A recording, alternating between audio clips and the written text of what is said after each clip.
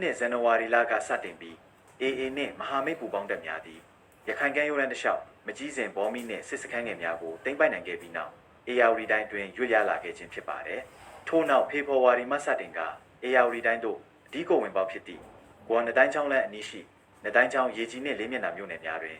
အေးတပ်တွေကနေရာသုံးခုခွဲပြီးစစ်ကြောင်းများထိုးနေပါတယ်။ဂွာနတိုင်းချောင်းလမ်းကိုထိန်းချုပ်နိုင်ရန်အဓိကရေးပါသည့်တာပေါင်းမြို့နယ်တွင်ရှိအမှတ်308ချင်းမြင့်တပ်ရင်းနှင့်ရေကြီးမြို့နယ်ရှိအမြောက်တပ်344တို့ကိုလည်း AA ကထိုးစစ်ဆင်တိုက်ခိုက်နေတာပါရခိုင်ရုံးမနှင့်အေယာဝတီနယ်စပ်ကိုနတိုင်းချောင်းလမ်းနီးစစ်ကောင်စီတပ်မှအရေးနိုင်နေပြီးတပ်စခန်းများမှစုခွာပေးနေရပါတယ်စစ်ကောင်စီတပ်အဓိကဗျူဟာကုန်းဖြစ်သည့်မြောက်ဆန်းမြောက်တပ်မှလည်းခံစစ်အနေအထားဖြစ်နေသည်ဟုဗိုလ်ကြီးစင်ရောကလည်းပြောပါတယ်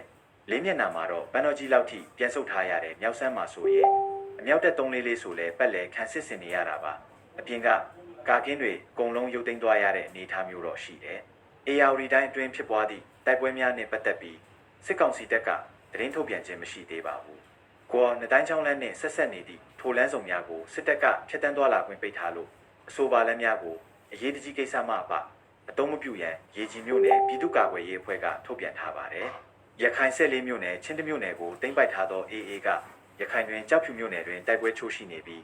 ရခိုင်ရုံးမတောင်တန်းဒေသနှင့်ထိစပ်နေသည့်ဘဲကူတိုင်းမကွေးတိုင်းအေယာဝတီတိုင်းတို့တွင်လည်းစစ်မျက်နှာဖွင့်ထားပါတယ်။လက်ရှိတွင်စစ်ကောင်စီတပ်သည်ကိုနတိုင်းချောင်းလမ်းရဲ့အဓိကရေးပါသည့်ရေနံတာဂိတ်ကိုပိတ်ထားပြီးနိုဝင်မြအနောက်ဘက်ကမ်းဒေသကိုဖျက်လေးဖျက်စစ်စင်ရေးဖြင့်ပိတ်ဆို့ထားသည်ဟုဒေတာခန်တော်လန်ရေးတပ်ဖွဲ့တအူးကပြောပါတယ်။ဖျက်လေးဖျက်ပုံစံမျိုးပေါ်ရိတ်ခါဆိုရင်ဘလောက်ပဲတည်ရမယ်အဆိုးဆုံးကတော့လူတစ်ယောက်ကိုစံစီတစ်ပတ်စာဘလောက်တည်ရမယ်ဆိုတာမျိုးတင်းကျပ်တဲ့73စီဆိုရင်လေးမျက်နှာနောက်ဘက်ချမ်းဒေသများကိုလုံးဝခွင့်မပြုတော့ဘူးဟုသူကဆက်ပြောပါတယ်။အင်္ဂပူမြို့အနီးရှိအမှတ်9လက်ကျင်ရေးတပ်တက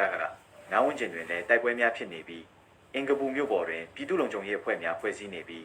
အတမစစ်သားစုဆောင်းနေသည်ဟုသူကဆက်ပြောပါတယ်။ဟင်းသာတစ်မျိုးနဲ့24မိုင်ကိုရောက်နေပြီလို့ပြောလို့ရတယ်။မြောက်ဆန်းမှာရှိတဲ့မြောက်တပ်344မှာတော့သူတို့ဘက်ကပြန်ပြီးတော့အင်အားဖြစ်တင်းနေတာမျိုးရှိတယ်တချို့ဆိုရင်တရွာကိုလူ20ပေးရမယ်30ပေးရမယ်ဆိုတာမျိုးတွေလောက်လာတယ်ဟုသူကပြောပါတယ်။ဘဲကူတိုင်းနောက်ချမ်းပန်းတောင်းမြို့နယ်ညောင်ကျိုးရွာတဝိုက်တိုက်ပွဲများဖြစ်နေတယ်လို့အေယာဝတီတိုင်းတွင်လည်းတိုက်ပွဲများရှိနေကြောင်းAA ပြောခွင့်ရသူကမလအတွင်းပြောထားပါတယ်။